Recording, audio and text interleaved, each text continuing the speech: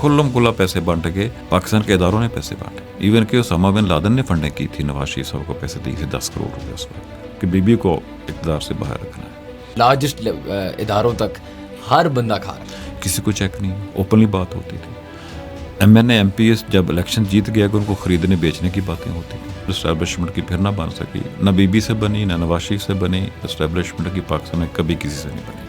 2-4 साल के 2 साल 2.5 साल 18 महीने इस तरह का टर्नओवर होता है, उसके बाद लड़ाइयाँ शुरू हो जाती हैं। फिर जब नवाज शरीफ साहब पहली दफ़ा वज़ीर-ए-आज़म बने 1990 में, नवाज शरीफ साहब से भी लड़ाई हो गई। पाकिस्तान पीपल्स पार्टी ने पहली दफ़ा कहा कि पैसे के बगैर पाकिस्तान में सियासत नहीं हो सकती, लिहाजा पैसा बनाओ। अगर सियासत का ऑफिशियल पॉलिसी होगी पार्टी की, नवाज शरीफ साहब 85 में ना इस्टेब्लिशमेंट की मदद तो कहना मुनासिब नहीं होगा, इस्टेब्लिशमेंट की गोद में बैठ कर आए। सारी सिस्टम के लिए सबसे बड़ा मसला है इमरान खान को जेल में कैसे रखना है, इमरान खान को आउट कैसे करना है।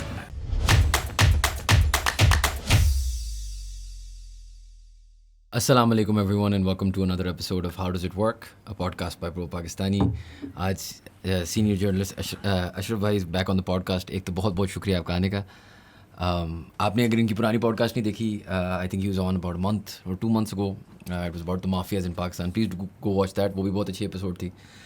आज का जो हमारा टॉपिक है वो थोड़ा सा इंटरेस्टिंग है, थोड़ा सा डिफरेंट है।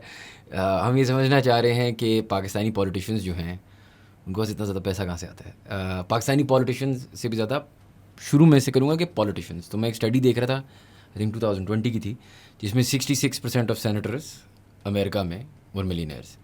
और फिर वही डिस्कशन में मैं थोड़ा सा गूगल करना शुरू किया, थोड़ा आर्टिकल्स वगैरह देखने शुरू किए कि मिसाल के तौर पे obviously famous examples Donald Trump, George Washington वगैरह अमेरिका में हैं। पूरी दुनिया में आप नोटिस करते हैं कि अमीर आदमी यूजुअली पॉलिटिक्स में आता है।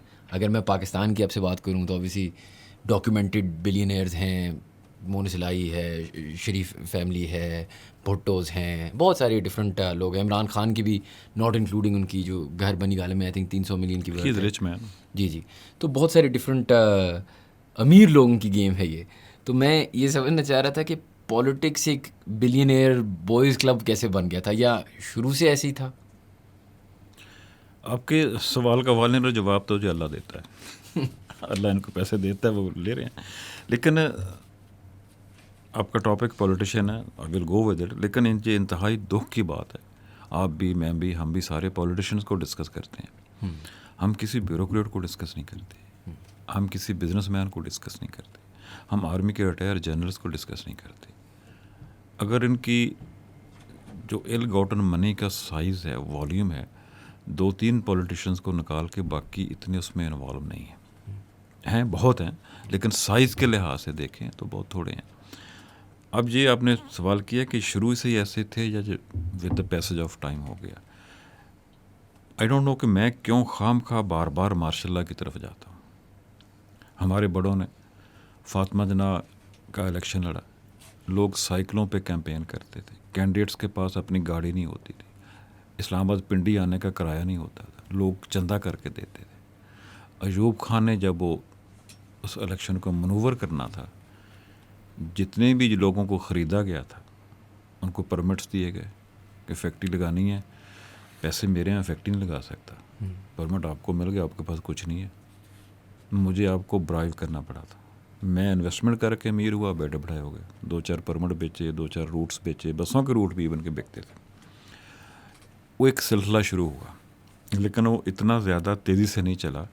इवन कि जो 70 का इलेक्शन था, मुझे स्टिल याद, I belong to Toba Tek Singh, हमारे हल्के से असलम साहब MNA इलेक्ट हुए थे, बहुत छोटा था, उनके पास साइकिल होती थी। हमारे साथ की तहसील गोजरा थी, वहाँ से M हमज़ा, अब मैं मिसाल अपने डिस्ट्रिक्ट इसलिए दे रहा हूँ, मुझे पता है, वो साइकिल पे कैंपेन करते थे, उनके पास पूरा हल्का फिरने के रिसोर्सेज नहीं होते थे। मियाँ असलम के पास तो बिल्कुल ही नहीं थे। वो असम्बली में आए, असम्बली में आके उनकी अनसोरी में एक्सीडेंटल डेथ हुई, पता नहीं कैसे डेथ होगी। ही वाज आउटस्पोकन, बहुत धड़ल्ले से बोलते थे। उनकी औलाद अब ऑड जॉब्स करती है, उनके पास पैसे नहीं है, ही डिडंट मेक मनी। उस तरह के लोग हमने ख़त्म कर दिए। कैसे ख़त्म हुए? इसकी इब्तिदा 1985 से हुई। माशाल्लाह था, ज़ियाउल हक को ARD या कोई भी दूसरी तीसरी चीज़ें या इंटरनेशनल प्रेशर कर लो, व्हाट्सएवर, उनको इलेक्शन करवाने पड़े। अब वो चाहते थे इलेक्शन भी हो जाए और मैं गवर्नमेंट में भी रहूँ। उन्होंने बड़े तरीके से मैनेज किया। पीपल्स पार्टी ने पॉलिटिकल एक ही गलती की, उन्होंने उस इलेक्शन का बाइकआउट कर दिया एज पॉलिटिकल पार्टी। ज़ियाउल हक को एक्सक्यूज़ मिल गया, उन्होंने कहा ये इलेक्शन गैर जमाती बुनियादों पर होंगे। पहला इलेक्शन था जिसमें बहुत पैसा इस्तेमाल हुआ। इवन के फैसलाबाद में एक कंस्टिट्यूंसी थी, वहाँ 2 कैंडिडेट्स ओपनली कहते थे आओ घंटा घर बैठते हैं, अपने अपने नोटों को आग लगाते हैं, जिसकी आग पहले बुझ गई वो हार जाएगा, जिसके नोट ज़्यादा देर तक चलते रहे वो जीत गया। पैसे कितना बेदरेग इस्तेमाल हुआ था, पहली दफ़ा हुआ, शुरुआत हुई, हो गया। चलो, दुनिया जहान में इलेक्शन एक्सपेंसेस पे एक लिमिट है। आपको इलेक्शन के बाद वो अपना हिसाब देना पड़ता है कि मैंने इलेक्शन कैंपेन पे कितने पैसे खर्च किए और वो कहाँ से आए। पाकिस्तान में सारा झूठ होता है, 100% झूठ होता है, सबको पता है। कभी किसी का एहतसाब नहीं हुआ, कभी किसी से पूछा नहीं गया, कभी किसी का डिक्लेरेशन जो इलेक्शन कमीशन के पास होता है उसको चेक नहीं किया गया, उसकी बेस पे कोई डिस्क्वालीफाई नहीं हुआ, किसी को सज़ा नहीं मिली, लिहाजा ये सिलसिला बढ़ता चला गया। उसके बाद 88 और का इलेक्शन आ गया, ज़ियाउल हक साहब की त्यारा हादसा में मौत हो गई, पीपल्स पार्टी वापस फील्ड में आ गई, मुकाबले में IGI खड़ी की गई, खुल्लम खुला पैसे बांटे गए, पाकिस्तान के इदारों ने पैसे बांटे। अब तो ऑन रिकॉर्ड चीज़ें आ गई कि मुझे पता नहीं क्या पाकिस्तान के जो एजेंसीज़ हैं इन्होंने पैसे तकसीम किए एंटी पीपल्स पार्टी के लोगों में। उन्होंने खुद भी करो, हम भी देते हैं। इवन कि ओसामा बिन लादेन ने फंडिंग की थी, नवाज शरीफ साहब को पैसे दिए थे 10 करोड़ रुपए उस वक्त कि बीबी को इक़्तिदार से बाहर रखना है। किसी को चेक नहीं, ओपनली बात होती थी। MNA MPs जब इलेक्शन जीत गया कि उनको ख़रीदने बेचने की बातें होती थी। अब ये बिज़नेस बन गया पाकिस्तान में। अगर कोई पार्लियामेंटेरियन ब्लेड से कि 5 करोड़ लगा के असम्बली में आता 25 करोड़ कमाता है। पहला काम जो उस वक्त फेडरल गवर्नमेंट ने भी किया, इधर मोहतरम ने किया, पंजाब में नवाज शरीफ साहब ने किया, प्लाटों की अलॉटमेंट की। पैसे नहीं है, लाओ भी पैसे, रात को बुलाओ चेयरमैन CDA को, लाहौर में चेयरमैन LDA को, सुबह इतने पैसे दो जी, वो देते थे। वो प्लॉट फिर पॉलिटिशियन को अलॉट होते थे, वो उन प्लॉट्स को बेचते थे। एक रास्ता ना सिर्फ खोल दिया गया बल्कि उस रास्ते पे चलने की हौसला अफजाई की गई कि मनी पैसे बनाओ यार। So and so Peoples Party ने जब उसकी गवर्नमेंट ख़त्म हो गई 1990 में, तो लॉस्ट 90 का उन्होंने इलेक्शन लड़ा। नवाज शरीफ साहब इस्टेब्लिशमेंट की फिर ना बन सकी, ना बीबी से बनी, ना नवाज शरीफ से बनी। इस्टेब्लिशमेंट की पाकिस्तान में कभी किसी से नहीं बनी। 2 साल 2.5 साल 18 महीने इस तरह का टर्नओवर होता है, उसके बाद लड़ाइयाँ शुरू हो जाती हैं। फिर जब नवाज शरीफ साहब पहली दफ़ा वज़ीर-ए-आज़म बने 1990 में, नवाज शरीफ साहब से भी लड़ाई हो गई। जब लड़ाई हुई तो पीपल्स पार्टी के लोग दोबारा इस्टेब्लिशमेंट की मदद से 93 में इक़्तिदार में आए। उस वक्त पाकिस्तान पीपल्स पार्टी ने पहली दफ़ा कहा कि पैसे के बगैर पाकिस्तान में सियासत नहीं हो सकती, लिहाजा पैसा बनाओ। अगर सियासत का ऑफिशियल पॉलिसी होगी पार्टी की, अगर सियासत करनी या सर्वाइव करना है तो पैसा बनाओ। देखो नवाज शरीफ को पाकिस्तान के इंडस्ट्रियल सेक्टर की सपोर्ट थी, चैम्बर ऑफ कॉमर्स की सपोर्ट थी, पूरी बिजनेस कम्युनिटी की सपोर्ट थी, इदारों की सपोर्ट थी। वैसे भी अमीर आदमी थे, गरीब आदमी नहीं थे नवाज शरीफ फैमिली कभी भी। धड़ाधड़ पैसे लगे, धड़ाधड़ पैसे लगे। रवाज हो गया कि पॉलिटिक्स पैसे के बगैर हो ही नहीं सकती।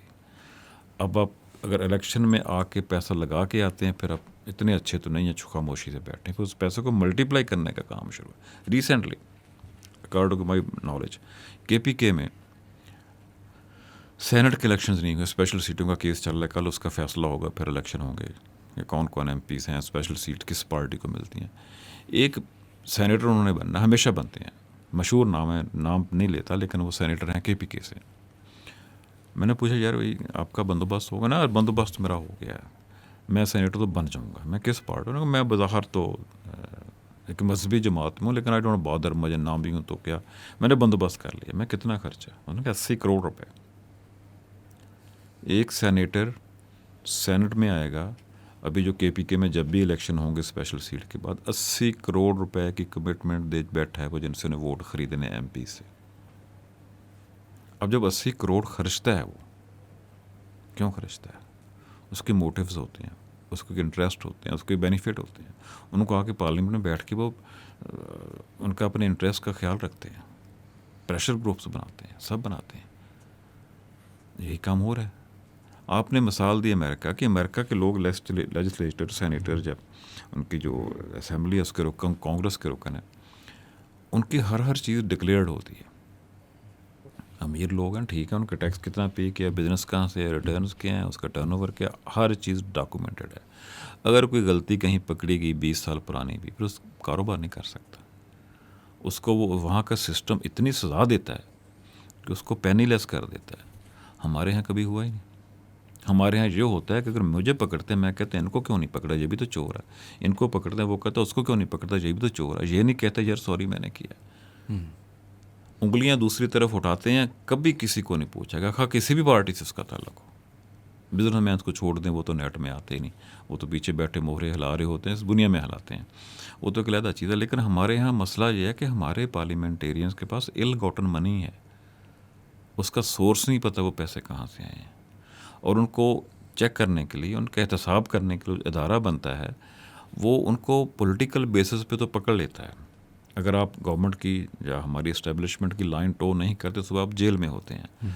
करप्शन पे कोई नहीं पकड़ा जाता पाकिस्तान में। करप्शन का केस ज़रूर बनता है क्योंकि आपने लाइन टो नहीं की, लेकिन वजह करप्शन रोकना नहीं होता उस केस बनने की। वजह होता है कि जो मैं कहता हूँ वो करो, हमारी लाइन टो करो।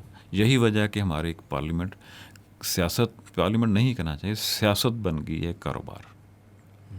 इसमें जो लायक आदमी है, थोड़े पैसे वाले हैं, लायक आदमी के पास कभी पैसा नहीं होता, उसको इंटरेस्ट नहीं होता, वो क्यों आएगा यार। मैं शाहजहान साहब यकीन करें, मैं एक दफ़ा स्वीडन में था, वो प्रिंसेस स्ट्रीट पे ब्रिज पे एक बंदा साइकिल को ताला लगा रहा था, चेन लगा रहा था। जो मेरा दोस्त साहब कहता है उस बंदे को देख रहे हो, मैं कहा हाँ। कहता बोला कौन है, मैं कहा मुझे नहीं पता कौन। उसने कहा जाएगा फाइनेंस मिनिस्टर है, और उसने लिख के दिए कि अगर मेरी सैलरी नहीं बढ़ाओगे तो मैं कंटिन्यू करूँगा, नहीं करूँगा, मैं इस तनख्वाह से गुजारा नहीं कर सकता, मैं अपना और काम कर लूँगा। उसने गवर्नमेंट से बाकायदा कह दिया है। हमारा सियासतदान, वज़ीर, मशीर पहले दिन आता कहता मैं तनख्वाह नहीं लूँगा। भाई आप इतने अच्छे कहाँ से हो गए बग़ैर तनख्वाह के काम करोगे? अगर आप बग़ैर तनख्वाह के ये काम कर रहे हो, आपके बकौल जो खिदमत है पाकिस्तान की, क्यों कर रहे हो? कोई इंसान बग़ैर किसी इंसेंटिव के कोई काम नहीं कर सकता। वली अल्लाह होते हैं जो बग़ैर किसी दुनियावी लालच के काम का, वो लोग वली अल्लाह हो जाते हैं, वो नेक लोग होते हैं। इनके चेहरे देख लें, कोई नेक नज़र आता है अक्रॉस द लाइन। मैं किसी पार्टी का, किसी पर्सन का, किसी एक को डिस्कस नहीं करता, सबको देख लें जिसके पीछे आधा टॉप। अब तो अरबों का स्कैंडल निकलता, पहले करोड़ों का निकलता था। अभी रिसेंट वीट का स्कैंडल हुआ है। आपने वीट इंपोर्ट की, बकौल गवर्नमेंट फिगर्स के 83 बिलियन रुपीज़ कमाए गए। उस पर कमेटी बनती जा रही है, अकाउंटेबिलिटी नहीं हुई। किसने अप्रूवल की गंदम की इंपोर्ट, किसने गलत फिगर्स किए कि हमारी नई फसल आ रही है, कितनी होगी, क्यों इंपोर्ट कर रहे हैं, हमारे पास फालतू है गंदम, हमारे पास गंदम फालतू पड़ी रखने की जगह नहीं है। आप कह रहे हैं हमने महंगाई में कमी कर दी। यार कमी कर दी बिल्कुल होगी। जो 83 बिलियन रुपीज़ लूटे गए 4-5 लोगों की जेब में गए, वो उसका कौन हिसाब किताब लेगा? जूनियर ऑफिशियल्स ट्रांसफ़र कर दिए, उनमें से एक को ट्रेनिंग पे कोरिया भेज दिया, वापस आएगा, सारे इंस्टीट्यूट के सीटों पे आ जाएंगे। क्या उन ऑफिसर्स ने गंदम मंगवाने का फैसला किया था? किस मिनिस्टर ने समरी भेजी थी ईसीसी में इंपोर्ट की लॉ की? किस ईसीसी ने उसको अप्रूव किया? प्राइम मिनिस्टर हाउस का उसमें क्या रोल था? कोई नहीं पूछ रहा। इसलिए इन चीज़ों की हौसला अफजाई होती है। सर, अमेरिका में मिसाल के तौर पे बात होती है इनसाइडर ट्रेडिंग की, ऐसी चीज़ों की। यहाँ पे तो खैर आप समझ लें उससे भी शायद 2 हाथ आगे है बात। इनसाइडर ट्रेडिंग तो ऐसी होती है कि मैं इन्वेस्ट कर लूँ किसी चीज़ में जहाँ मुझे पता है शायद कुछ इन्फॉर्मेशन है जो दूसरे लोगों के पास नहीं है। मेरा सवाल ये है कि अच्छा, सिचुएशन तो कुछ हद तक काफ़ी हद तक हमें समझ है या समझ आना शुरू हो रही है एटलीस्ट अब पाकिस्तान में लोगों को, लेकिन हल क्या है? नैब मिसाल के तौर पे आपने भी बात की, एक पॉलिटिकल टूल है ज़्यादा चेक में रखने के लिए, ज़्यादा नहीं, सिर्फ चेक में रखने के लिए। तो अगर एक रिफॉर्म आए या मैं अगर आपको कहूँ यार अच्छा यार माना ये मसला है, अब देखें अगर एक बंदा 80 करोड़ पे लगा रहा है तो कोई भी इंसान 80 करोड़ रुपए लगाएगा तो वो एक रिटर्न ऑन इन्वेस्टमेंट चाहेगा। ये तो ज़िंदगी है, कुदरती चीज़ है, नेचुरल चीज़। आपने बिल्कुल जैसे बात की कि तनख्वाह या अपनी इंसेंटिव के बगैर इंसान कुछ नहीं करेगा। One can work, they can't, it's impossible. Doctor भी पैसे लेते हैं, हर बंदा को लेना पड़ता है क्योंकि ज़िंदगी भी चलानी है, जिंदा रहना है और अपने अपने बच्चों का ख्याल रखना है, जो भी है। खैर मेरा सवाल ये कि इस सब को अगर मैं आपको कहूँ, आई नो बहुत मुश्किल है इसका हल निकालना। आप ये कहेंगे कि यार जी अदालतें ठीक कर दो या रूल ऑफ लॉ फॉलो करो, लेकिन मिसाल के तौर पर इसके बहुत सारे स्कैंडल्स अमेरिका में भी निकलते हैं, क्योंकि जहाँ पावर आता है और जहाँ पैसा आता है वहाँ मसले मसाइल तो होते हैं। लेकिन कोई शॉर्ट टर्म ऐसी चीज़ है जो शायद हमारे पड़ोसियों ने की हो या किसी ने रीजन में की हो, जो कुछ हद तक इस चीज़ को बेहतर एटलीस्ट मैनेज कर सके? बेशक कुछ अपर टियर खा रहे हों, एटलीस्ट कहीं से तो लीकेजेस कम हो ना। मिसाल के तौर पे लोग कम्युनिस्ट रशिया का बहुत एग्जांपल देते हैं कि वो ओलिगार्क्स थे और वो एक अपर टियर बहुत ज़्यादा एक क्लास क्रिएट कर ली थी उन्होंने। हाँ, बट उसके नीचे तो एटलीस्ट कुछ हद तक। यहाँ पे तो ऐसा है ना कि आपकी सेक्रेटरी लेवल से लेके आपकी लार्जेस्ट इदारों तक हर बंदा खा रहा है, या इतना हमें समझ आ रही है। तो इसका क्या हाल हो सकता है?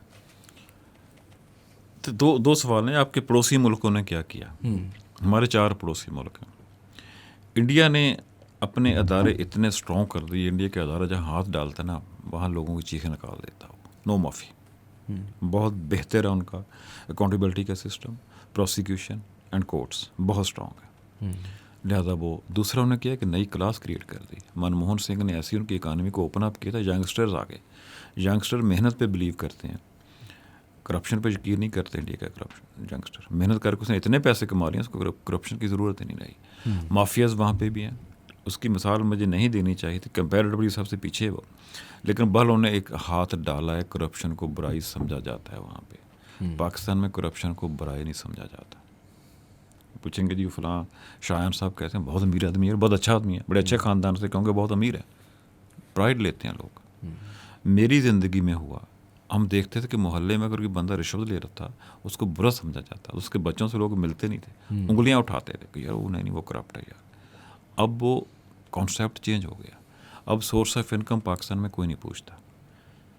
अमीर है, हाँ बहुत अच्छी फैमिली है, बड़ा अमीर है, उसके बाद 6 गाड़ियाँ, 2 घर हैं, जहाज़ भी रखा हुआ है, हेलीकॉप्टर्स भी हैं, फैमिली 2 दफ़ा बाहर जाती है, वेरी नाइस फैमिली।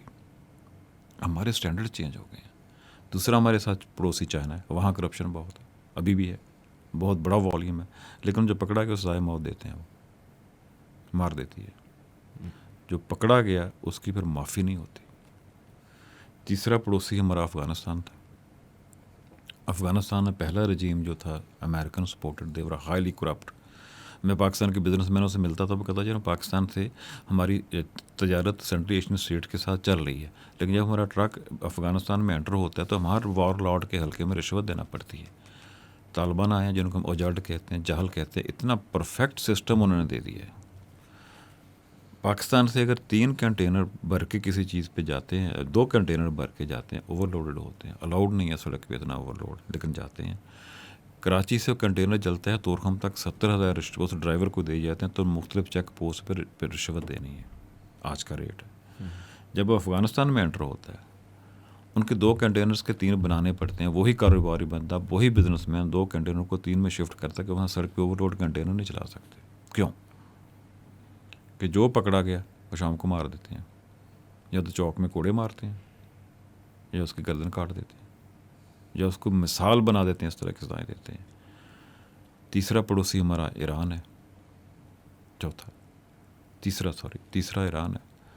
वहाँ ज़्यादा ओपन अप नहीं है, मेरे फ्रेंकली ईरान के बारे ज़्यादा नहीं पता, लेकिन वहाँ करप्शन का तस्वर नहीं है, उसके लिए माफ़ी नहीं है। हमारे यहाँ जितना कोई करप्ट होगा उतनी उसकी किसी भी शोबे में है उतना वो ऊपर जाएगा। वो सियासतदान है, वो ब्यूरोक्रेट है, वो कारोबारी बंदा है, जितनी वो हरामजदगी करेगा, जितना वो जाली काम करेगा, जाली पेपर्स बनाएगा, फ्रॉड करेगा, रिश्वतें देगा, उतना उसका वॉल्यूम टॉप पे है। मैं अब बड़ा पर्सनल हो जाता है, मैं टॉप के 10 बंदे गिनते हैं, मैं बता दूंगा कौन कौन कहाँ कहाँ किसने कितनी करप्शन की। रियाज मलिक बहरिया वाला बड़ा हमेशा नाम है, वो कहता है मैं फाइलों को पहिए लगाता हूँ, रिश्वत देता हूँ, उसके बगैर काम नहीं हो सकता, वाकई नहीं हो सकता। लेकिन क्या ये उसकी गलती है या ये सिस्टम की गलती है? दोनों की। बहुत से कारोबारी लोग बाहर से आते हैं, वो रोते हुए जाते हैं कि यार हमें पैसे के बगैर पाकिस्तान में काम ही नहीं हो सकता। एक मेरे जानने वाला अमेरिका से आया, उसने कहा हम $10 मिलियन की इन्वेस्टमेंट कर लेके आईटी कंपनी थी। मिनिस्टर ने कहा 30% मैं लूँगा। मिनिस्टर ने कहा 30% ऑफ द रेवेन्यू मेरा होगा, नो प्रॉफिट नो लॉस, मुझे नहीं पता क्या है, ऑफ द रेवेन्यू 30% मैं लूँगा। उसने वापस जाके अमेरिका पर मुझे बताया, मैं कि यार खुदा के बंदे मुझे बताते हैं, बस मिनिस्टर से जाके पूछ तो लेता भाई तुम क्या कह रहे हो। लेकिन ये एक मिसाल है, बहुत सी मिसाल हैं बगैर रिश्वत के, बगैर पैसे के, जहाँ पूरे का पूरा अगर इन्वेस्टर आता है, कारोबारी बंदा आता है, कि बंदा ईमानदार से जॉब करना शुरू कर देता है, कि बंदा ईमानदार से सियासत करनी शुरू कर देता है, पूरे का पूरा सिस्टम उसको रोकने के लिए काम करता है, उसके ख़िलाफ़ हो जाता है, उसकी मिसाल बना देते हैं। इसलिए पाकिस्तान में चीज़ ठीक नहीं हो सकती, और कोई इसको ठीक करने की आज दिन तक मैं गारंटी से कहता हूँ, कोई इदारा, कोई इस्टेब्लिशमेंट, कोई अदालत, कोई एहतसाब वाले इसको ठीक करने की बिल्कुल कोशिश नहीं कर रहे। मेरी बदकिस्मती ये है, मैं गलत मिसाल दे रहा हूँ, मेरे मुंह में खाक। कहते हैं 1970 में हमारी जो इस्टेब्लिशमेंट थी, इनके लिए ईस्ट पाकिस्तान का क्राइसिस छोटा था। रात को याहिया खां को कपड़े पहनाना, क्योंकि पूल पे कपड़े उतार बैठे थे, उनकी गर्लफ्रेंड नाराज़ होकर चली गई थी, और रशीद ने अपनी बुक में लिखा हुआ है, सदर पाकिस्तान को कपड़े पहनाना बड़ा मसला था। यही आज हो रहा है। जिन मसाइल की आप जिक्र कर रहे हैं, जिन मसाइल से पाकिस्तानी दो चार है, वो शायद छोटे मसाइल हैं। आज की सारी गवर्नमेंट, सारी मशीनरी, सारी सिस्टम के लिए सबसे बड़ा मसला है इमरान खां को जेल में कैसे रखना है, इमरान खां को आउट कैसे करना है। जब तक इन चीज़ों में रहेंगे, सिस्टम को कौन ठीक करेगा? कोई नहीं कर रहा। लिहाजा जब ठीक ही नहीं कर रहा, होगा कहाँ से, होगा कैसे? आज नियत कर ले सिस्टम पूरा, 1 साल में सब कुछ ठीक हो जाएगा। हमारे पास रिसोर्सेज बहुत है, हमारा नौजवान एनर्जेटिक बहुत है, हमारा IQ लेवल बहुत है, हम मेहनती बहुत हैं, कोई कमी नहीं है हमारे पास। हमारे पास फर्टाइल ज़मीन है, हमारे पास मिनरल्स हैं, हमारे पास दरियाओं का पानी है, हमारे पास टूरिज़म है, एवरीथिंग वी हैव। नीयत है, विल है। हम पे एक करप्ट ऑर्गेनाइज्ड माफिया ने कंट्रोल किया हुआ है, वो they are looting the resources. कोई सिस्टम को ठीक करने की कोशिश नहीं कर रहा, कोई भी। ठीक कैसे होगा? नो वे। आपको क्या लगता है कि ख़ान का जो इदारा था, लेट्स अज्यूम कि पाकिस्तान की पूरी इलीट जो है या माफिया जो है, वो ख़ान को जेल में रखना चाह रही है, माना एलीट ना कहें, पाकिस्तान के सिस्टम में जो लोग टॉप पे बैठे हैं, पाकिस्तान के सिस्टम के लोग, ठीक है। कल सनाउल्लाह ने कह दिया, राना सनाउल्लाह साहब ने, साबका इंटीरियर मिनिस्टर TV के, कहा हमारी कोशिश होगी इमरान को ज़्यादा से ज़्यादा अरसा जेल में रखेंगे। सर आई थिंक जो इमरान, वैसे मेरा मसला नहीं है इमरान खान, लेकिन WhatsApp ABCD क्यों बिला वजह वो जेल में है? सर देखिए, मेरा सवाल ये नहीं है कि ख़ान जेल में क्यों, वो तो चलें एक अलग मसला है। मेरा सवाल ये है कि आई थिंक बहुत सारा पाकिस्तान जब सही में घबराना शुरू हुआ था ना, वो उस वक्त था जब खान साहब आए, जो PTI आई, और सिस्टम तो वैसे का वैसा, एटलीस्ट मुझे तो वैसे ही दिखा। करप्शन हो रही थी, मसले मसाइल हो रहे थे, कोई फ़र्क नहीं पड़ा था। बहुत चले 1-2% अगर फ़र्क पड़ा भी हो तो बिल्कुल नहीं पड़ा। हम इंटरनेशनल देखें वो ट्रांसपेरेंसी की रिपोर्ट, हमारी करप्शन का लेवल ज़्यादा हो गया था। तो फिर ख़ान भी जब अगर जब असल में बात ख़ान की क्या थी ना, कि अगर ख़ान कभी आता नहीं ना पावर में, तो हमें शायद लगता कि यार अगर कोई ईमानदार आदमी आए, और हम इसे अज्यूम कर रहे हैं कि ख़ान था, लेकिन अगर कोई भी ईमानदार आदमी आए तो ये सिस्टम बदल जाएगा। करप्शन उसका तो पूरा अगर वो मैंडेट PTI का तो था ही ये, एंटी करप्शन, एंटी आपकी इलीटिज़म, जो भी सारी चीज़ें हैं, एंटी जो मसले मसाइल हैं पाकिस्तान के, वो दैट वाज हिज मैंट्रा। अब वो आए, उससे पहले हमने देखिए सर, हमने मार्शल लॉ भी देख लिया, हमने डिफरेंट पॉलिटिकल इदारे भी देख लिया। अच्छा, अब आप मुझे बताएं कि ख़ान के इदारे में अगर वो बंदा ईमानदार था तो क्यों नहीं कोई फ़र्क पड़ा? क्या सिस्टम उसको फ़र्क पड़, मतलब क्या वो चेंज लाने नहीं दे रही थी?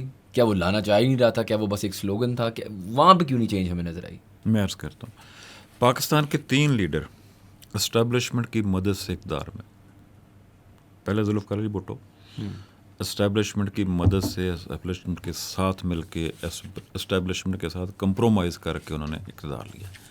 लेकिन इक़्तिदार में आती उसने ऐसी टीम सेलेक्ट की, 100 दिनों में उसने 100 प्रोजेक्ट पे काम शुरू कर दिया यार। आया इस्टेब्लिशमेंट की मदद से। भुट्टो दौर में छोटी मोटी करप्शन की इब्तिदा हुई थी कि पार्लियामेंटेरियन उसको प्लॉट दिए जाते थे इस्लामाबाद में। कई दफ़ा पार्लियामेंटेरियन कहता मैंने प्लॉट नहीं लेना, मेरे पास घर बनाने के पैसे नहीं हैं। वो भुट्टो साहब कहते 2 लो, एक बेचो, उसको बेच के दूसरे मकान बनाओ। गलत था, मैं उसको सपोर्ट नहीं करता, लेकिन करप्शन का आलम इतना लो था घर के लिए करप्शन होती थी। वो भी कहते थे मेरे पास पैसे नहीं घर बनाने के लिए, उसको 2 प्लॉट दिए जाते थे कि बेचो दूसरे घर बना लो। लेकिन भुट्टो ने किया क्या, भुट्टो ने पाकिस्तान की प्लानिंग देख लें, कोई बड़ा मनसूबा ऐसा नहीं जो भुट्टो ने ना शुरू किया। He had the best team, economist देख लें, लॉ का डिपार्टमेंट देख लें, गवर्नर्स उसके देख लें, चीफ मिनिस्टर वीक थे सिंध वाले, पहले भी दूसरे भी, पहले मिर्ज़ा भुट्टो मरहूम को बनाया था उन्होंने, अजीब करप्शन शुरू कर दी। खार was a very good administrator, financially वो शायद इतना साउंड नहीं थे लेकिन वो एडमिनिस्ट्रेटर बहुत अच्छे थे। पहली टीम भुट्टो साहब ने 1-1.5 साल जो रखी, they were excellent people. Selection of team matter करती है।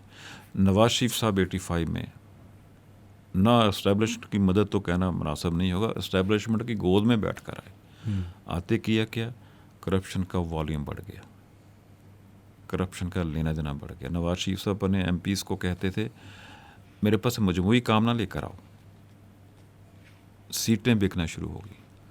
Police inspector, excise inspector, labour inspector, custom inspector federal government में बीबी के दौर में यही हुआ।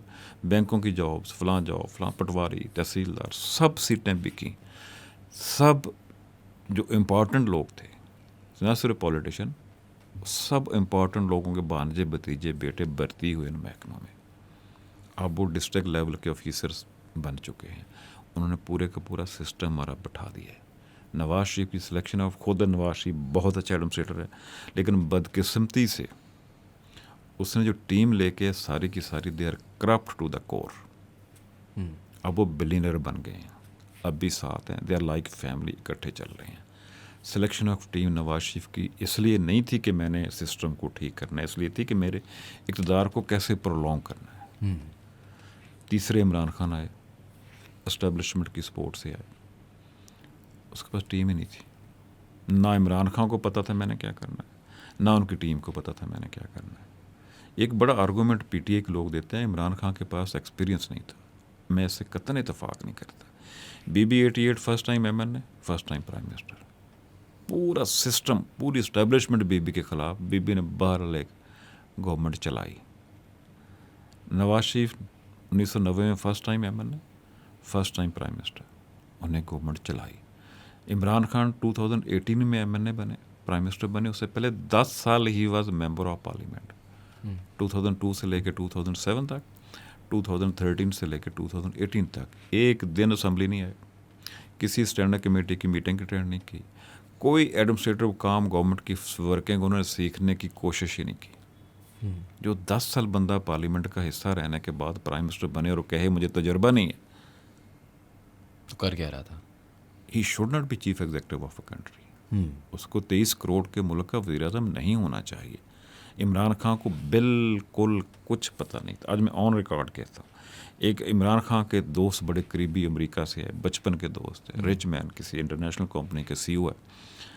उसने कुछ लोगों से बैठा के मशवरा किया कि इमरान खान गवर्नमेंट बहुत ये बदनाम हो गई या वीक हो गया, पार्टी पॉपुलर नहीं हो रही, क्या करें। उनको कुछ लोगों ने मशवरे दिए, मशवरे इमरान खान ने माने। ही वॉज़ वेरी हैप्पी, वापस ही केम, उन्हीं लोगों को दोबारा इकट्ठे कि देखो खान मेरी बात मानना शुरू हो गया, अब बताओ है और क्या कहें। उसी टीम ने उस बंदे को एडवाइस किया कि एक तो खान के चीफ मिनिस्टर्स दोनों बहुत करप्ट हैं, KPK वाला और पंजाब वाला, वहाँ एग्जिस्ट नहीं करती गवर्नमेंट, दोनों को बदल दे। उसका प्रिंसिपल सेक्रेटरी बहुत कंट्रोवर्शियल है, वो पॉलिटिशियन से लड़ाई करता है, उसका सिस्टम नहीं चलने देता, उसको बदल दे। अब तीसरी चीज़ उन्होंने की, उन्होंने कहा, मैं उस मीटिंग में था, मैं सुन रहा था, उन्होंने कहा इमरान खान की बीवी जो है, हम नहीं कहते वो करप्ट है, वो नहीं है, अल्लाह जाने वो जाने, उनका जिक्र बहुत होता है, डिस्कस होती हैं वो, उनका रोल ज़रा महदूद कर दें, उनका नाम ना आए। वो हाउस वाइफ है, हाउस वाइफ रहे, उनका हर डेवलपमेंट के काम में, हर स्कीम में, हर जगह नाम आता है। He was very happy. उन्होंने कहा मैं भी कहता हूँ, ये तो बात ही कोई नहीं, उसने कह दिया। दूसरे दिन उन्होंने हम F6 में उन्हीं लोगों को चाय पे बुलाया, उसने कहा भाई खान मेरा बचपन का यार है, आपने जो मैसेज दिया था मैंने उनको कन्वे कर दिया है, मेरा फ़ोन ब्लॉक हो गया, मेरा नंबर खान ने ब्लॉक कर दिया, PM हाउस में, PM सेक्रेटेरिएट मेरी एंट्री बैन हो गई है, थैंक यू वेरी मच, आपने एडवाइस दी, हमने इकट्ठे काम भी किया, मैं जा रहा हूँ अमेरिका वापस। ये खान साहब का के दौर में हुआ। अब किससे हम उम्मीद रखें? पूरी टीम खान की ले लें, किसी मिनिस्टर आपस में लड़ रहे होते थे, एक मिनिस्टर कुछ कह रहा है, दूसरा कुछ कह रहा है, कैबिनेट मीटिंग हो रही है, बीच में से मिनिस्टर मीडिया को खबरें लीक कर रहे हैं। नो डिसिप्लिन, कतन डिसिप्लिन नाम की चीज़ नहीं थी, पता नहीं क्यों। हालांकि खान बहुत बहुत बदतमीज़ कहूँ तो सख्त लफ्ज़ हो जाएगा, बहुत एरोगेंट आदमी है खान। उसके सामने nobody can dare to speak. बिल्कुल, उसकी क्रिकेट की स्टोरियों में, कप्तान की स्टोरियों में, हाँ, सुनने में तो यही आता है। कैबिनेट मीटिंग पे कंट्रोल नहीं करता था, सीरियसली कहीं बैठता नहीं था, 10 मिनट से ज़्यादा वो किसी इशू को तवज्जो नहीं देते थे। टीम कैसे बननी थी, काम कैसे चलना था। आपका ये ख्याल है कि मिसाल के तौर पे इशू ये नहीं है कि अमीर आदमी पॉलिटिक्स में आ रहा है, शायद अमीर आदमी हो, पढ़ लिखा हो, खान जिस तरह ऑक्सफोर्ड गया था, करप्ट आदमी, अमीर आदमी पॉलिटिक्स में नहीं आता। पाकिस्तान जो पुराने अमीर आदमी हैं जिनकी अपनी दौलत है, जायज़ दौलत, दे हेट पॉलिटिक्स, नहीं आते वो। जिसने करप्शन करनी है, करप्शन करके पॉलिटिक्स में आना है, पॉलिटिक्स में आके मोर करप्शन करनी है, वो पॉलिटिक्स में आते हैं। सवाल, प्लीज़। न्यूयॉर्क टाइम्स का एक आर्टिकल है 1930s में, जिसमें वो बात करते हैं कायदे आज़म मोहम्मद अली जिन्ना साहब की वेल्थ के बारे में, उनकी Bentley, He was a rich man. उनके जो कोई टाई गोरा में- शेफ था हैम्स्टेड एक में, टाई एक दिन पहनते, दूसरे दिन नहीं पहनते थे। बिल्कुल ब्रिटिश शोफर था, ब्रांडेड शूज़, ब्रांडेड शूज़। जो वो आर्टिकल डिस्क्राइब करता है वो एक पाकिस्तान के लिहाज से तो छोड़ें, या इंडिया का उस ज़माने में लिहाज से छोड़ें, we are talking British India अमीर मुल्क था यार। जनरेशनल वेल्थ, बाई चांस, इत्तेफाक, राइज ऑफ चाय वाले से प्राइम मिनिस्टर Prime बने, Minister. 3 time prime minister. ठीक है, पाकिस्तान में ऐसी तो कोई कहानी नहीं है ना, ऑफ चाय वाला से वज़ीर आज़म, क्योंकि एक आध मसाल का दुका आटे में नमक के बराबर मिलती है। एक आध, मिराज मोहम्मद खान का नाम, मिराज खालिद, सॉरी गलत कह दिया, मिराज खालिद का नाम आता है मरहूम का। गरीब आदमी थे, इलेक्शन कैंपेन के पैसे नहीं होते थे, स्पीकर बने, शायद कुछ देर वो चीफ मिनिस्टर पंजाब भी रहे शुरू में, ना श्योर, लेकिन मेरा ख्याल है कुछ देर रहे थे शायद। तो उसके बाद स्पीकर नेशनल असम्बली, उसके बाद caretaker prime minister of Pakistan. Farooq लगारी साहब ने गवर्नमेंट तोड़ी थी तो उनको केयर टेकर प्राइम मिनिस्टर बनाया था।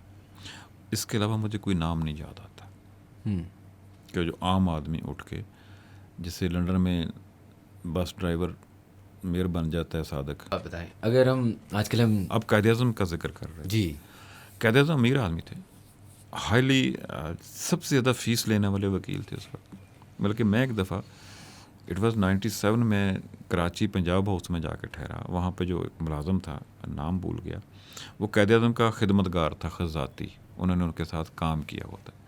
मैंने उससे पूछा, मुझे पता चला कि ये, मैंने उससे गपशप लगाई, मैंने कहा उसका नाम मुझे भूल गया क्या था यार। मैंने कहा बाबा जी कितनी फ़ीस लेते थे? मैं, बाबा जी फ़ीस बहुत लेते थे। मैं कहा बाबा जी ने कभी किसी की बार्गेनिंग में किसी फ़ीस कम भी की थी? कहता नहीं सर। बाबा जी कहते ये मेरा टाइम है, इतने पैसे लेने, इतने ही लेने हैं। एक मिसाल उन्होंने कहा पूरी ज़िंदगी में मेरे पास हुई है कि बाबा जी घर से निकल रहे थे, कराची वाला गाड़ी जिसको भी उन्होंने म्यूज़ियम बनाया हुआ है, वहाँ एक खातून आके उनकी गाड़ी के सामने खड़ी हो गई। प्री पार्टीशन कायदे-ए-आज़म प्रैक्टिस करते थे, सियासत में नहीं आए थे अभी। इसका मतलब कि समथिंग 30s का पीरियड होगा ये। ठीक है। खातून ने कहा मेरा बेटा मर्डर हो गया, मेरे पास पैसे अब की फ़ीस के नहीं हैं, ये 80,000 है मेरे पास सिर्फ, 30s 80,000। तो कायदे-ए-आज़म ने कुछ देर सोच के कहा अच्छा मैं लेता हूँ केस, कम पैसों पे लिया। जब बैठे उसका केस पढ़ा, उसकी स्टडी की, उन्होंने ज़्यादा फ़ीस बनती, कम फ़ीस बनती थी उनकी 80,000 से, उन्होंने पैसे वापस भी किए कि मैं 1 लाख रुपए उनका चार्ज करता हूँ, लेकिन आपका केस में जल्दी समझ आ गया, जल्दी मेरी तैयारी हो गई, कम टाइम लगेगा, मैं टाइम के पैसे लेता हूँ, रेट देख लें क्या होगा, तुम्हारा केस मैंने जल्दी तैयार कर लिया, इतने पैसे बने, ये पैसे तेरे बच गए हैं। वरना कायदे-ए-आज़म ने कभी किसी को माफ़ी नहीं दी फ़ीस लेने में, ईमानदारी से काम किया, अपने पैसे खुद कमाए, वकालत से कमाए। जिस दिन गवर्नमेंट में आ गए फिर गवर्नमेंट का पानी भी नहीं पिया, वो भी अपने पिया। ये नहीं हो सकता कायदे पे उंगली उठा दी उन्होंने कि सरकारी रिसोर्स इस्तेमाल करके कोई चीज़ ली हो, किसी की सिफारिश, जॉब बराई नहीं रहा, किसी की सिफारिश कर दी। इवन कि उनकी नर्स जो अटेंडेंट थी उसने सिफारिश करवाई, उन्होंने कहा हाउ यू डेयर। उन्होंने सोचा कैसे कि मैं किसी की सिफारिश कर दूँगा किसी प्रमोशन के लिए या पोजीशन के लिए, ये कायदे उनके पास नहीं था। प्रिंसिपल था। अमीर आदमी ज़रूर थे, अमीर आदमी होना गुनाह नहीं है, अपनी प्रैक्टिस करके अमीर हुए थे। लेकिन जिस दिन गवर्नमेंट में आ गए, एक पैसे का उन पर इल्ज़ाम नहीं है उनके गवर्नमेंट के रिसोर्स इस्तेमाल किया। इवन कि एक आधा ऐसा वाक़या उन्होंने फातिमा जना को, अपनी बहन को डांटा कि तुमने क्यों किया है, वापस करो इसको अभी। हम इसलिए नहीं है कि रियासत के पैसे खाएं, स्टेट के पैसे इसलिए नहीं कहते थे मोहम्मद अली जिन्ना की ज़ात पे लगे।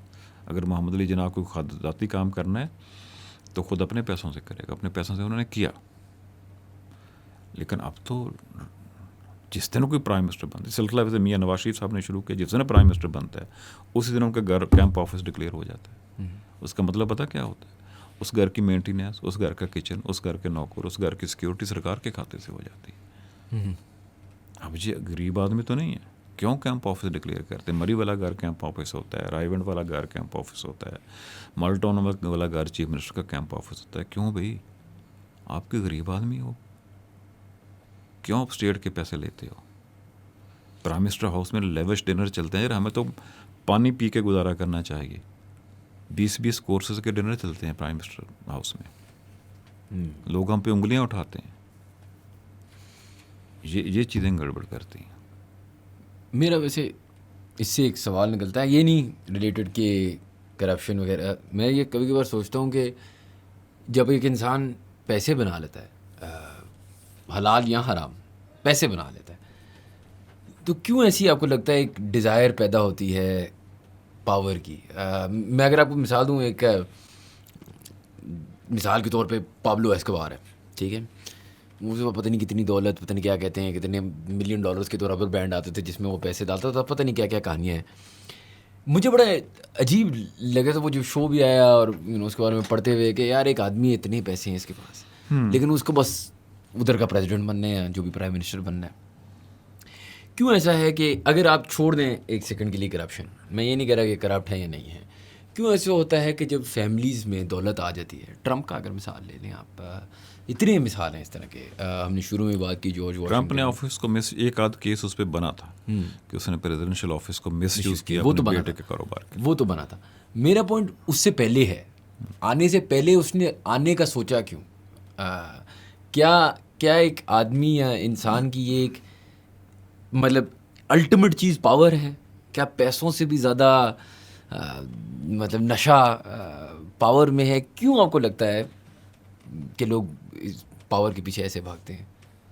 ज़्यादातर अमीर लोग पावर की तरफ नहीं आते, लेकिन आते हैं। अगर ये हम कहूँगा बिल्कुल नहीं आते, आते हैं। नशा होना पावर का एक अजीब मज़ा है इसमें। मेरे कहने पे जहाज़ आ जाए मुझे ले जाए, प्राइम मिनिस्टर का जहाज़ होता है। मेरे कहने पे सारा बाज़ार बंद हो जाए, मैं बाहर निकलूँ तो मुझे गार्ड ठा सलूट मारे, गाड़ी का दरवाज़ा खोले, फर्स्ट क्लास नई गाड़ी में बैठ के निकल जाऊँ। ये नशा तो है। अमीर आदमी जितना भी अमीर हो, उसको खुली सड़क नहीं मिलती। उसकी डिस्पोजल पे 24 घंटे इस तरह का एयरफोर्स 1 का जहाज़ नहीं होता। उसके कहने पे एक दिन में कुछ भी पोस्टिंग ट्रांसफ़र, वज़ीर नहीं बनते, वज़ीर हटाए नहीं जाते, वज़ीर लगाए नहीं जाते। एक नशा तो है, नशा है, इसलिए लोग आते हैं। ट्रंप साहब जो इक़्तिदार में है तो वो शायद थोड़ा सा, वो भी उनका बयानिया जिसको हम कहते हैं, मुझे था कि जो अमेरिका में फार राइट वोट है, उन्होंने इसको गोरा वोट जिसको कहते हैं, उसको एक्सप्लॉइट किया था। बड़ी कंसिस्टेंसी थी उनकी। अमेरिका में एक तबका था, बहुत अमीर तबका, जो इलेक्शन से इररेलेवेंट था। वो इलेक्शन का हिस्सा लेना बस का दफ़ा करो यार। ट्रंप ने उनको खींचा था जो उस जैसे थे। उनको कहा यार नहीं यार, हम भी इक़्तिदार में आ सकते हैं, हम लोग इक़्तिदार में आएंगे, हम शायद आपको भी फैसिलिटीज़ दे देंगे। वो लोग आए, फनेटिक थे, जो उन्होंने बाद में इलेक्शन रिजल्ट के बाद वहाँ पे चढ़ाई भी की उनकी पार्लियामेंट हाउस पे। उन लोगों को लेके ट्रंप चला, लेकिन बयानिए फिर पॉलिटिक्स नहीं रही, वाइट राइट वोट हो गया। उसको उसने एक्सपेक्ट किया, गलत किया मेरे ख्याल से। एक इंतहा पसंदी की तरफ ले गए अमेरिकन सोसाइटी को। यहाँ पे स्ट्रॉन्ग डेमोक्रेसी, स्ट्रॉन्ग इदारे, उनके कैंडिडेट हार गए, उन्होंने आके पार्लियामेंट पे हमला कर दिया। ना सिर्फ हमला किया, लोगों को मारा, लोगों की जान गई, पार्लियामेंट हाउस की बिल्डिंगों को रैंसैक किया। इसको अब सपोर्ट तो नहीं, डेमोक्रेसी में इसको सपोर्ट तो नहीं किया जा सकता।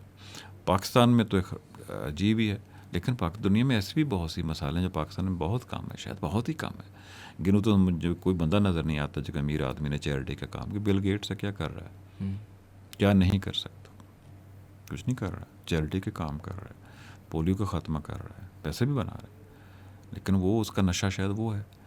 ये पैसा कमाना भी एक सम टाइम आई फील बीमारी है पाकिस्तान में कुछ लोगों को है। अब मैं भी चूँकि यहीं रहना डरता हूँ, पाकिस्तान के बड़े सियासतदान में इस वक्त वो बहुत अहम पोजीशन पे है। उससे किसी ने पूछा, यार वो कभी अंदाज़ा किया कि कितने पैसे हैं, दौलत कितनी है आपके पास? उसने दिया, यार जो दौलत गिनी जाए वो दौलत होती है। ये माइंड सेट है, ये साइकोलॉजिकल इशू है मेरे ख्याल से। दूसरी तरफ फिर मुझे इंडिया जाना पड़ेगा। बड़े अच्छे राइटर थे,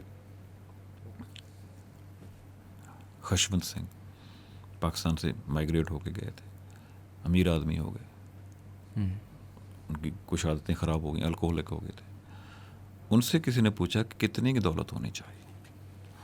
उसने कि इतने के पैसे हों आपके पास, बहुत किताबें आ जाएं पढ़ने को, एक छोटा सा घर हो जिसका लॉन बंदा खुद मेंटेन कर सके, पैलेस की नहीं कहा उसने, किचन कंफर्टेबली चल सके, और वो चूँकि ड्रिंक करते थे और शाम को अच्छी ड्रिंक मिल जाए, बस ये मेरी ज़रूरत है।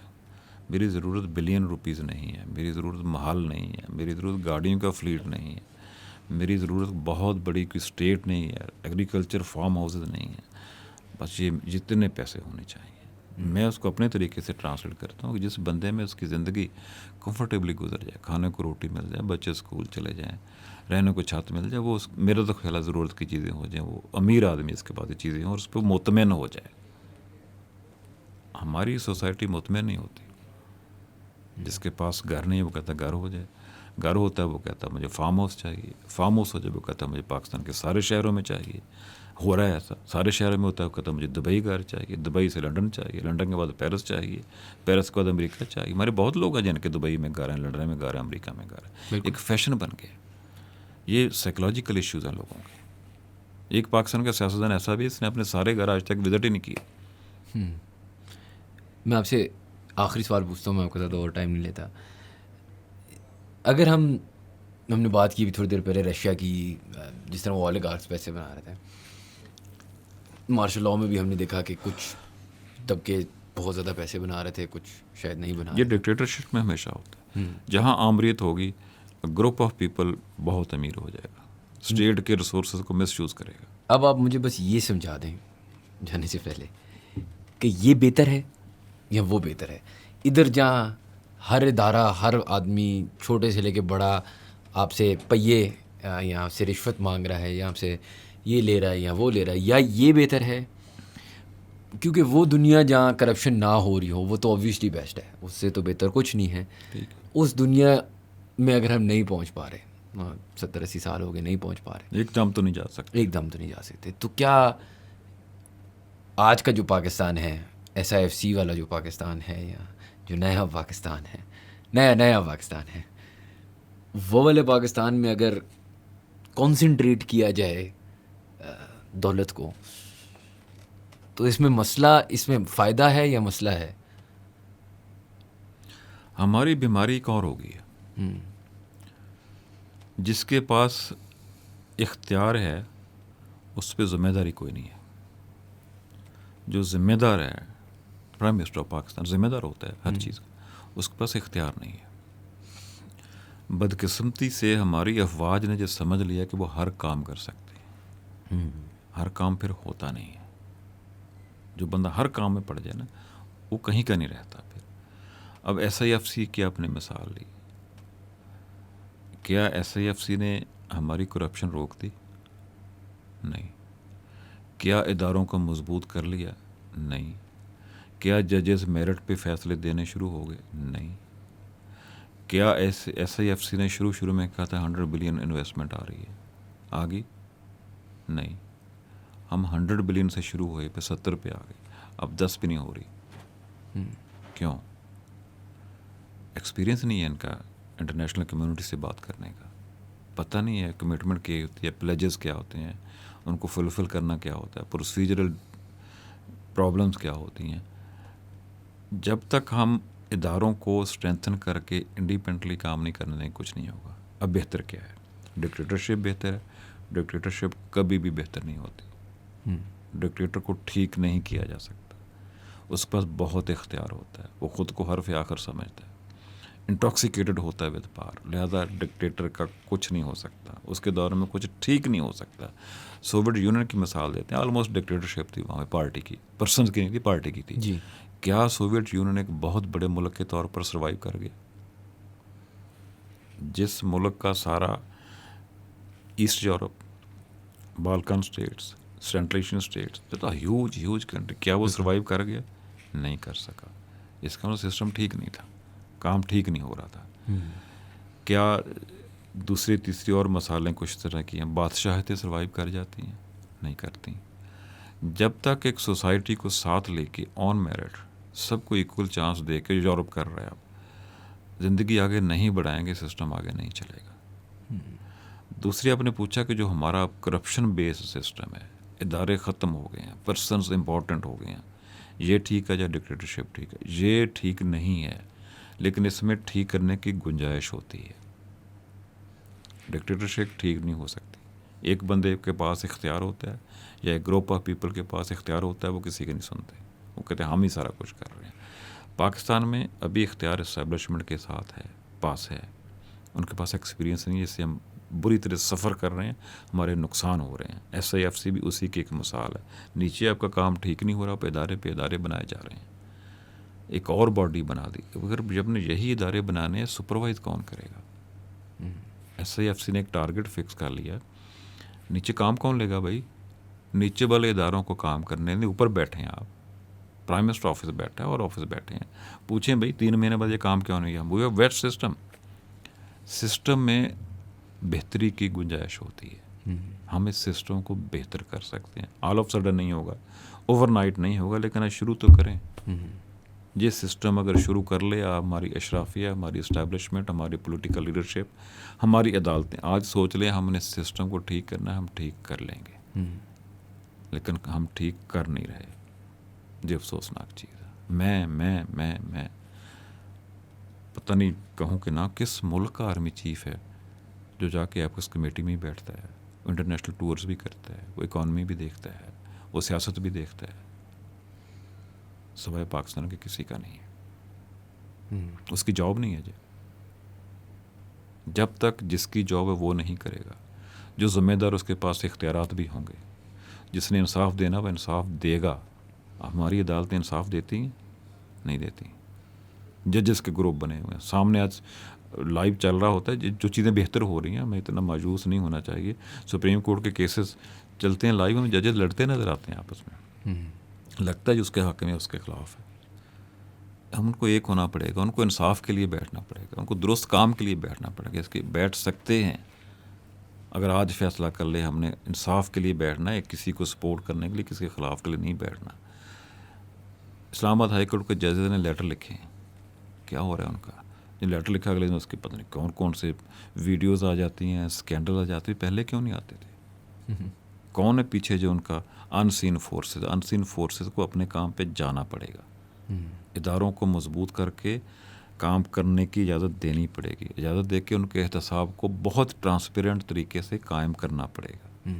जो काम नहीं करता उसको सज़ा देनी पड़ेगी, जिसने हैंकी पैंकी की उसको मिसाल बनाना पड़ेगा। प्राइम मिनिस्टर के ऑफिस को स्ट्रेंथन करना पड़ेगा, पार्लियामेंट को सुप्रीम बनाना पड़ेगा। आइन में तो हमारी पार्लियामेंट सुप्रीम है। क्या है पार्लियामेंटेरियन? जाकर सलूट मार रहे होते हैं हर जगह, मेंबर बनने के लिए, वज़ीर बनने के लिए, वज़ीर बन के ड्यूटी देने के लिए इख्तियार नहीं है। अगर उसने अपनी ज़ात के लिए करप्शन करनी है, बहुत इख्तियार है। बेहतरी के लिए ना पार्लियामेंट के पास इख्तियार है, ना सुप्रीम कोर्ट के पास इख्तियार है, ना इंतज़ामिया के पास इख्तियार है। ये चीज़ें हमें रोकनी पड़ेंगी। हमारा सिस्टम अब भी बहुत बेहतर है, इसको इंडिपेंडेंटली काम करने दें। सज़ा जज़ा का आइन है इस वक्त, उस पर नाफज करें। कानून मौजूद है, उस पर अमल दरामद नहीं हो रहा। ईमानदारी से जो भी आता है नया एहतसाब का इदारा बना देता है। एंटी करप्शन हमारे पास है, प्राइम मिनिस्टर इंस्पेक्शन टीम हमारे पास है, नैब हमारे पास है, FI हमारे पास है, काम कहीं नहीं हो रहा। एहतसाब का एक ही इदारा काफ़ी है अगर वो ईमानदारी से काम कर रहा हो तो, बिल्कुल मेरिट पे काम कर रहा हो तो। आंखें बंद कर रखे इसकी कौन सी पार्टी है, गवर्नमेंट में है, अपोजिशन में है, सियासतदान है, फौजी है, पॉलिटिशियन है, नो, जो करप्ट है। जो ईमानदार है उसको नहीं। अब आज बैठ के जो इमरान खान के दौर में शहजाद अकबर थे, कल मैं उनका कहीं वीडियो पे सुन रहा था, वो कह रहे थे एहसन इकबाल के ख़िलाफ़ केसेस गलत थे, ख्वाजा आसफ़ के ख़िलाफ़ केसेस गलत थे, मिफ्ता इस्मिर के ख़िलाफ़ केसेस गलत थे। क्यों बनाए थे आपने भाई? आप तो हेड कर रहे थे उस वक्त। ये चीज़ें रोकनी पड़ेंगी। इस तरह नवाज शरीफ साहब ने भी किया, उन्होंने सैफुर रहमान ने सारे केसेस गलत बनाए। फिर उस पार्टी है जिन्होंने गलत केसेस नहीं बनाए, उनको इस लिहाज से मैं अप्रिशिएट करता हूँ, उन्होंने अपने मुखालफों के पास झूठे केसेस नहीं बनाए, फिर उस पार्टी के ख़िलाफ़ बने।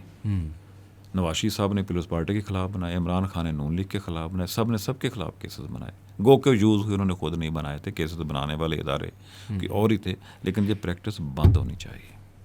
अगर करप्ट है, फिर इमरान खान है, नवाज शरीफ है, असली जरदारी है, नो माफ़ी।